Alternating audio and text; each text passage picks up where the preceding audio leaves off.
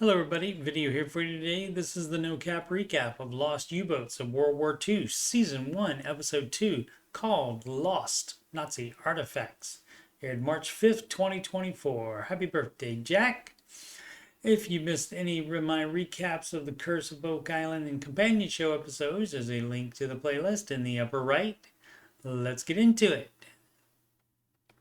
In 1981, Daryl Miklos and his father came into possession of classified blueprints of modified Nazi U-boats with torpedoes removed, allegedly altered in order to move out of Germany some of the billions of dollars of gold, works of art, and priceless artifacts looted by Hitler during World War II. Daryl's father, Roger, who found millions of dollars worth of coins and other artifacts in the ocean, searched for the U-boats until the day he died. Daryl has since been given this chart with 7 possible U-boat locations near the Dominican Republic, drawn by a U.S. Navy pilot in 1948. 6 days into the planned month-long search, Daryl and a magnetometer expert scanned the only location left to scan, Target 4, 8 miles northeast of the port city of Monte Cristi. The previous 6 targets all had significant metal hits as shown. The choppy waves seem to be affecting the results as they don't get any hits for over an hour, but then they get this one that measures 180 feet long. The mag expert says he's never scanned over a submarine before, but this is what he would imagine it would look like.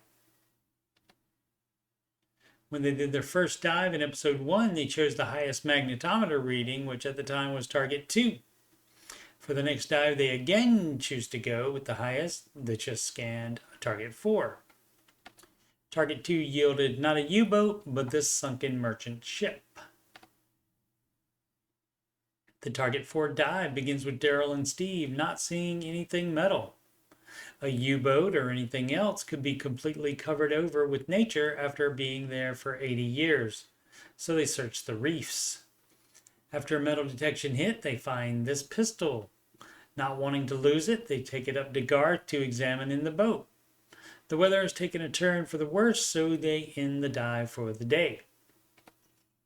Garth says the find is a revolver and could be German, but it's so heavily encrusted it's difficult to identify. Daryl and Steve build this electrolysis tank to hopefully remove the incrustation. The next day, the weather is no better, so they again do not dive. Local dive shop owner Robinson Jimenez, whom they met in the first episode, takes Daryl to see an almost 100-year-old man that claims to have seen a Nazi U-boat commander. He says in 1942, a German man with blue eyes got supplies, then took a boat to the sub, then the sub rose to the surface for the supplies to be loaded. Daryl asks him in Spanish if the U-boats would refuel there, and the man says yes, on the bank of La Granja. Daryl later finds it on this chart.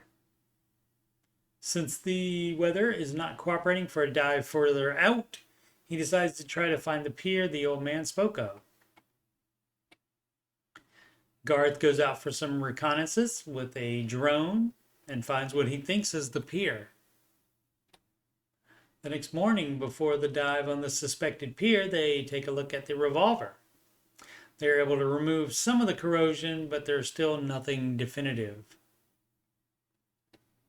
They decide that the only way to tell origin might be if there's a bullet inside of it.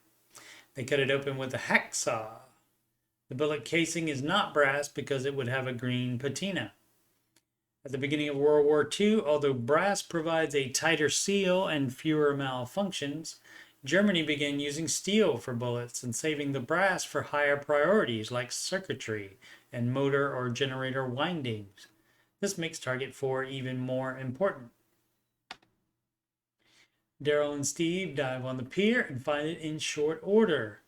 There's so much metal around that the metal detector keeps going off. They search by hand and find this bottle with German writing on it. And Steve finds pieces of plate and decides to take it to Garth. Gar says the bottle is from the Kaiser Brewery in Bremen, home of several shipyards, including one where U-boats were made. None of the plate pieces fit together, which means they could be from multiple plates, but the one piece has an eagle on it.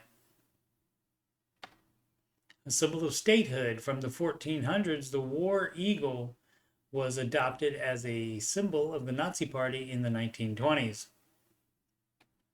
They call Bill Palmer, a renowned diver who was one of the first to dive on a German sub.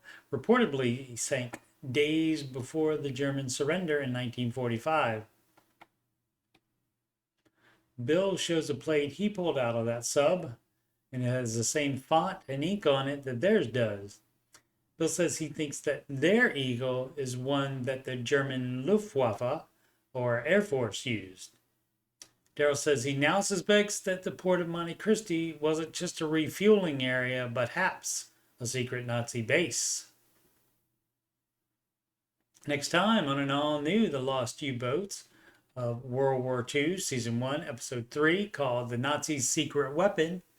After finding Nazi artifacts at a sunken pier, Daryl and his team continue their search to a site known as Target 3, where they find a possible component of a Nazi secret weapon that changes the direction of their investigation. I'll continue recapping Season 1 of The Lost U-Boats of World War II, as well as Season 11 of The Curse of Oak Island late Tuesday nights, with retro Oak Island recaps of Seasons 6 through 8 as I have time.